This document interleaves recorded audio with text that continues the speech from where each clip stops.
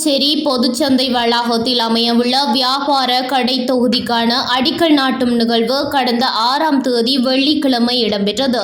சாவகச்சேரி நகரசபை 118 மில்லியன் ரூபாய் நிதியில் குறித்த கட்டட தொகுதி அமையவுள்ளது. சாவகச்சேரி நகரசபை தவிசாளர் வடிவேல் ஸ்ரீ பிரகாஷ் தலைமையில் குறித்த அடிக்கல் நாட்டும் நிகழ்வு இடம்பெற்றது.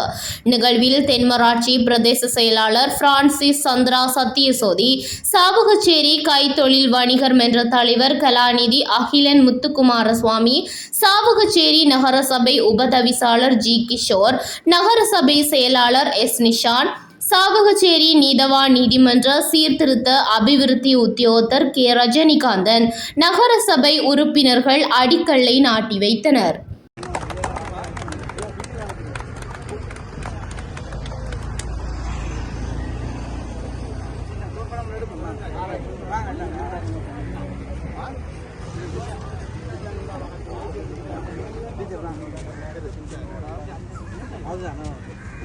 பின்னே காட்டாத எழுது